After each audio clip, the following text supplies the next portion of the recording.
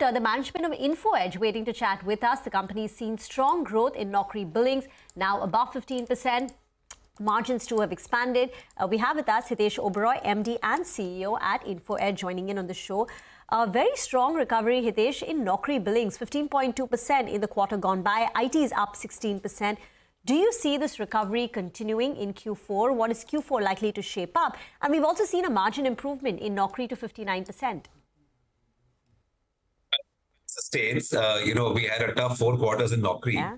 But Q2 was not bad. In Q2, we grew in the early teens, and then we were hoping that growth will sustain in Q3, and that seems to have happened. Anecdotally, I can tell you that companies are hiring once again. It's not a very hot market, but it's not a lukewarm market either. So the IT sector has been doing well. The non-IT sector has been doing well for a while. IT companies are back to hiring. Campus hiring is beginning to pick up. Attrition rates are slowly inching up. So fingers crossed, I hope this sustains. So Q4 billing should be better than Q3 based on the evidence we have? Very hard to say what's going to happen in Q4. The world has become so unpredictable. It's very difficult to predict what's going to happen even a month from now. So many unknowns. But yes, recruiter activity on the platform is growing. We are seeing more jobs being listed on the platform. There are sort of more recruiters accessing our database. More CVs are being viewed. Hopefully, all this will translate into hiring activity also over time. But fingers crossed on this one. Hard to predict what's going to happen 2 months down the line. Right. What we also want to understand is in terms of the losses in non-recruitment. They continue to be inch a bit lower for 99 acres. The losses have narrowed to 4.8 crores versus losses of 14.2 crores. What has led to this? If you could explain us what is the factor behind this? I think we've been executing really well in our non-recruitment businesses. 2 years ago, these businesses were losing more than 200 crores a year between them. And now we are almost at break even. The Shiksha business made a little bit of money last quarter. Even 99 acres was almost cash neutral. Jeevansathi, which was losing 110 crores 2 years ago, is on track to sort of, it's flirting with break even. And Q3 is also a seasonally weak quarter. So Q4 is normally better than Q3 for the non-recruitment businesses. So we are very happy with the progress we are seeing in these businesses. In almost all these verticals, we've kept costs under control. We've actually brought down marketing costs in the case of Jeevansathi. At the same time, by deploying more AI, by deploying more machine learning, we've managed to experience, and by revamping our platforms, we've improved the user experience. As a result of which, activity is up. There are more users who are active on these platforms, and we are enabling more matches through these platforms. So the revenue continues to grow, and costs are under control. And all these platform businesses, beyond a point, have very high operating leverage, and that's what is playing out in the non-recruitment verticals as well. So 99 acres, you said, is turned cash positive now, and even the PBT losses that you share on your P&L is down to about 4.8 crore versus 14 crore in Q2.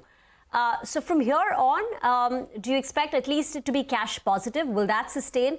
And do you expect it to turn profitably even at the PBT level for 99 acres? A lot will depend on what happens with competition. Right now, competition is reasonably rational, and the market is also a decent market for real estate. So if this continues, then of course we would want to try and make some money in the business next year. But a lot will depend on competitive activity. We've always said that we are optimizing for the long run, not for the short term. So if in the short term competition becomes irrational, we will respond. Hitesh, also, just in terms of 99 acres further, your billing growth has been around 16%. What I'm trying to also understand is how is the real estate market shaping up? Because versus FY24, it's still lower. So what are we expecting on that front in terms of growth? Q4 or FY26, what are we watching out for? So the real estate market is hot in pockets. Premium real estate is selling more than affordable real estate. So, houses which are being launched at 5 crore, 10 crores, in markets like Gurgaon and Mumbai and sort of other geographies as well, there's a lot of interest. But it's still not easy to sell houses under 1 crore. And, so it's surprising, but true. So in pockets, real estate is very hot. but many parts of the market are not doing as well as one would expect them to. Secondary activity is also beginning to pick up. So a lot of people, our secondary business, in fact, has grown much faster than our primary business. So on the whole, it's a reasonable market. Prices have started stabilizing. They're not going up as much as they were going, as they were till about maybe 2 quarters back. And it's perhaps going to get harder to take price increases going forward in real estate as far as developers are concerned. Okay, that point is important for real estate players. Quickly, just talk to us about Shiksha and Jeevansathi. You briefly alluded to it, but for Shiksha, the revenue growth was 3% versus 25% in H1, though billings is in double digit. And even for Jeevansathi, your losses are widened. Yeah, so Shiksha, there are 2 businesses within Shiksha. There is a domestic business which has been doing really well. So that business actually in the first 9 months of this year is up 25%. We have a small study abroad business that actually has not had a good year, partly because of all the immigration and visa issues around the world. So perhaps not as many Indians are going overseas to study this year as was the case last year and the year prior to that, because of all the changes that you're seeing geopolitically. So that part of the business actually degrew by about 15% in the first 9 months of this year, but the domestic business has been solid. It's grown by more than 25%. In Jeevansathi, our focus has been for the last 2 years to reduce burn.